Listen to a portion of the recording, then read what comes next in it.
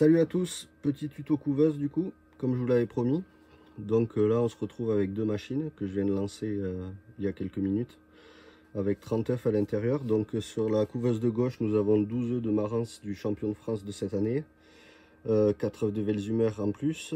À droite nous avons 8 œufs de Velsumer et 6 œufs de Favrol naine.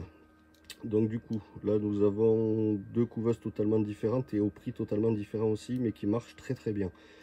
Je dis juste ça pour les gens qui sur Facebook disent oui, ça c'est cette couveuse là, ça marche pas, c'est de la merde, nanani, nanana. Mais en fait, il y a de très bonnes couveuses et qui coûtent pas forcément cher pour et c'est abordable pour tous les budgets. Donc à gauche, vous avez une Boroto, donc c'est une couveuse automatique, full automatique, le retournement est géré par un petit moteur sur la gauche de la machine.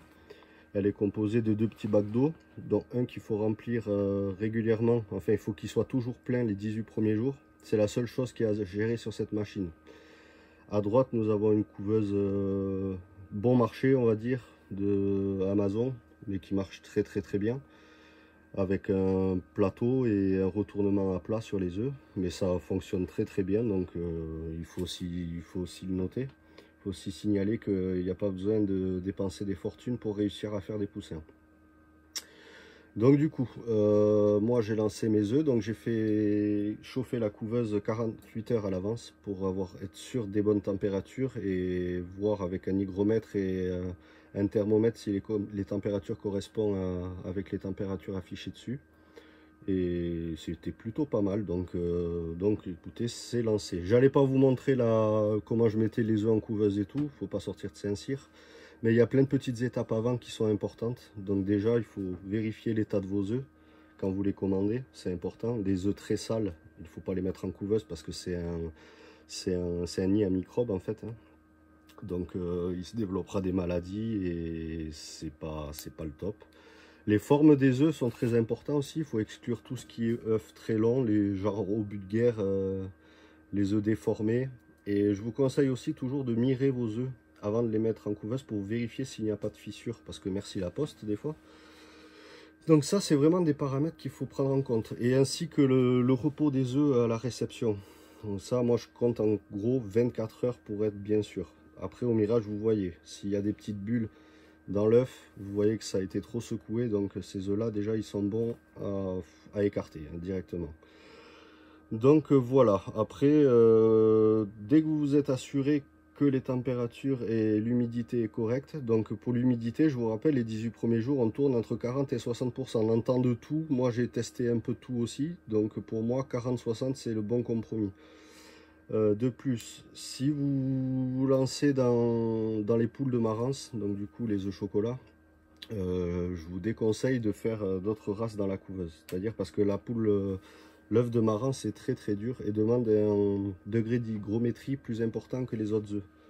Donc quand bon, je vous dis ce qu'il ne faut pas faire parce qu'en plus j'ai mis 4 œufs de Velsumer avec les œufs de Marans. Mais bon, moi j'ai un peu l'habitude donc c'est gérable. Donc quand vous voulez faire que de la Marans, les œufs de Marans, mettez que des œufs de Marans.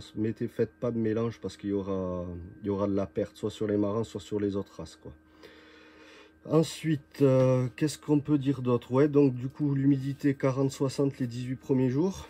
Et quand on stoppe le retournement et qu'on met les œufs en mode éclosion, on monte l'humidité au maximum. Moi, je la monte jusqu'à 80%.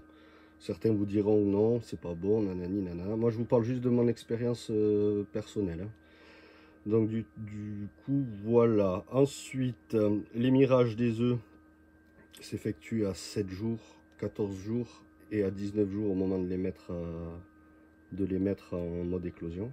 Si vous voyez pas grand chose au 7e jour, il faut pas s'inquiéter en fait. Des fois, il faut laisser un peu plus. Surtout sur les œufs de Marans, par exemple, la coquille est beaucoup plus foncée. Ou sur les œufs bleus, ça peut arriver aussi que les œufs, enfin que ça soit mal visible. Mais bon, après l'œil, on voit pas tout non plus. Donc ça aussi c'est important. Après, comme je vous disais, la petite couveuse de droite là, c'est une couveuse qui m'a coûté 60 € je crois, et avec lequel j'ai un très bon taux de réussite. Donc vous laissez pas décourager par les gens sur Facebook qui vous disent ouais c'est telle marque, telle marque. Je fais de la pub pour personne moi, hein. Je le dis de suite, je suis pas sponsorisé quoi ou qu'est-ce. Hein. Donc, demandez des avis aux gens qui connaissent. Après, comme on dit, on n'a pas la science infuse, mais par rapport à l'expérience, je sais que je me trompe pas sur ce truc-là. Faites attention aussi à ceux à qui vous achetez des œufs. Surtout, demandez bien l'état des œufs avant de passer commande. Dites bien que vous précisez bien que vous ne voulez pas d'œufs très sales. Même s'il ne faut pas passer les œufs à l'eau. N'acceptez pas les œufs qui sont vraiment dégueulasses parce que, comme je vous dis, ça ne marchera pas. Et la forme des œufs est très importante. Après, pas sur toutes les races, mais par exemple sur les Marans, l'œuf à couver, le poids idéal c'est 65 grammes. Donc essayez de tenir à ça, c'est votre argent, donc c'est un peu normal que vous ayez de la qualité. Ensuite, qu'est-ce qu'on peut dire là-dessus? Ouais, donc du coup, pour les couveuses, il existe 3 sortes de couveuses, donc l'automatique, la semi-automatique et la manuelle. Bon, l'automatique, semi-automatique, manuel, ouais, c'est ça. L'automatique, rien à gérer. Semi-automatique, c'est les œufs à retourner à la main. Et les manuels, je sais même pas si ça se fait encore, mais vu que ça en parle, certains en parlent encore. Les anciens faisaient comme ça et ça marchait très bien. Donc, il faut pas non plus, si vous avez une vieille couveuse, il faut quand même essayer. Il n'y a pas de souci là-dessus. Les paramètres les plus importants, c'est vraiment l'état des œufs à la réception, ou même si vous les avez chez vous, que les œufs aient moins de 7 jours, c'est une priorité aussi. L'emballage, vérifiez toujours vos emballages d'œufs, si ça a été fait comme il faut, si ça n'a pas été trop secoué et tout. Mirez les œufs, la forme des œufs, très importante. Et après, surtout, le plus important, c'est l'humidité, la température. Ne vous trompez pas là-dessus, parce que la moindre erreur, c'est comme les gens qui laissent leur couveuse à 37,7 en mode éclosion. On est à 37,7 les 18 premiers jours, au 19e jour, on passe à 37,2. Évitez d'ouvrir la couveuse régulièrement, ça sert à rien de mirer tous les jours. Je fais un petit clin d'œil à des gens qui font ça, que je connais, mais je ne dirai pas de nom parce que je suis gentil. Non, c'était la petite blague du jour. Et faites-vous confiance aussi si vous voyez que voilà, une couveuse vous plaît, que ça vous paraît correct. Il n'y a pas besoin de passer par le bon coin pour demander est-ce que ma couveuse est bien. De toute façon, là-dessus, vous ferez sans cesse refouler et faites-vous confiance. Voilà, il n'y a pas besoin de l'avis de Pierre, Paul ou Jacques pour faire ce que vous avez envie. Donc du coup, après, au bout du 19e jour, donc du coup, on arrête le retournement. Donc sur la Boruto à gauche, on débranche le petit câble du moteur pour arrêter le retournement. On enlève les œufs délicatement, on les met sur un panier à œufs ou un porte-œufs. On retire le panier, on met la grille. Ne jamais faire tourner une couveuse avec la grille sous votre panier par contre. Il faut toujours enlever la grille et mettre le panier après.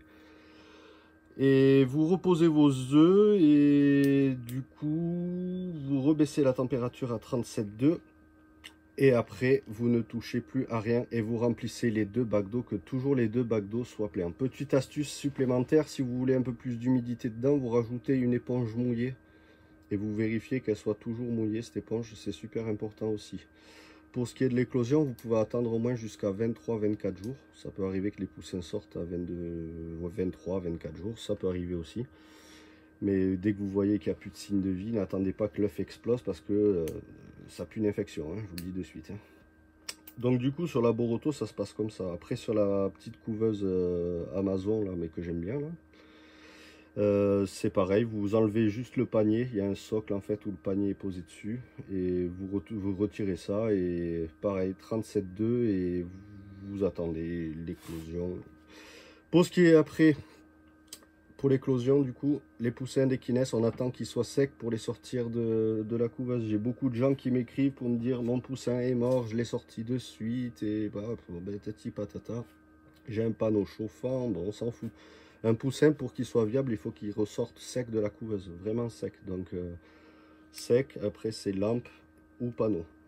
Et puis moi je vous conseille franchement, c'est pas l'aliment poussin que je vous conseille pour les premiers jours de vie d'un poussin, c'est l'aliment Pentado qui est beaucoup plus riche.